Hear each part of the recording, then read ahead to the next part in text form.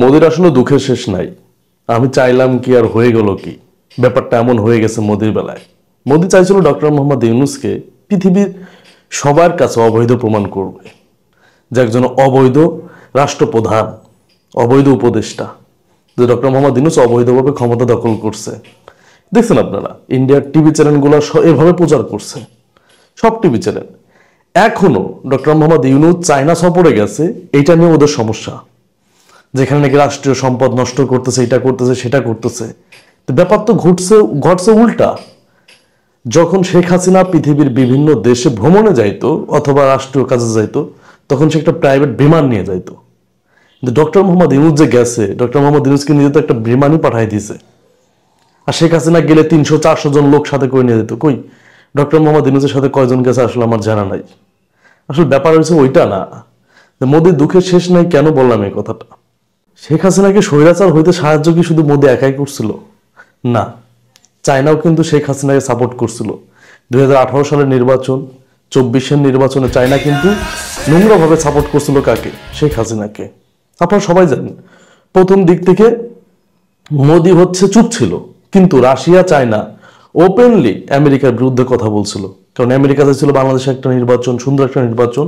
আর এই আমেরিকার বিরুদ্ধে অবস্থান নিছিল চায়না, রাশিয়া।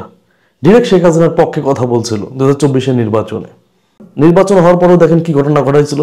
নির্বাচন হওয়ার পরেও ঘোষণা দিছিল যে বাংলাদেশে যদি ডলারের সংকট দেখা যায় তাহলে সেটাতে হেল্প করবে চায়না। সর্বপ্রথম কিন্তু শেখ হাসিনার পাশে চায়নায় এগিয়ে আসছিল এবং শেখ হাসিনাকে স্বৈরাচার হইতে চায়নাও সাপোর্ট করছিল। কিন্তু বাংলাদেশের জনগণ চায়নাকে কেন ঘৃণা করে না?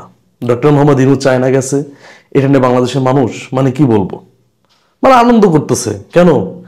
চায়না আর ইন্ডিয়া হচ্ছে শত্রু। তো ইন্ডিয়ার শত্রু দেশে বাংলাদেশের প্রধান গেছে, এটাতেই খুশি। কিন্তু চায়নাও বাংলাদেশের শত্রু হওয়ার কথা ছিল, কারণ চায়নাও তো শেখ হাসিনাকে স্বৈরাচার হওয়ার জন্য নোংরাভাবে সাপোর্ট করছিল। আমরা ওইটা নিয়ে কথা বলি না, কিন্তু কথা বলি ইন্ডিয়াকে নিয়ে। হ্যাঁ, এটা ঠিক, চায়নার জনগণ তো আর আমাদের নিয়ে কথা বলে না। আমাদের ওই যে চিকিৎসা নিতেও বাধা দিচ্ছে না, ব্যবসায়িক কাজেও বাধা দিচ্ছে না, যেটা ইন্ডিয়া করছে।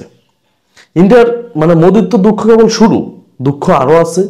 যেমন পৃথিবীর বিভিন্ন দেশের কাছে খারাপ বানাতে চেয়েছিল, পৃথিবীর বিভিন্ন দেশ ডক্টর মোহাম্মদ ইউনূসের অভিনন্দন জানাইতেছে। এটাই হচ্ছে ডক্টর মোহাম্মদ ইউনূসের সফলতা। আমি মনে করি নট অনলি ডক্টর মোহাম্মদ ইউনূসের সফলতা, এটা সারা বাংলাদেশের জনগণের সফলতা, যে এই মোদি চাচ্ছে কি আর হচ্ছে কি। এভাবেই হইতে থাকবে, দেখতে থাকেন। আর মোদি দাদার কপালে দুঃখ বাড়তেই থাকবে। ধন্যবাদ সবাইকে। আসসালামু আলাইকুম।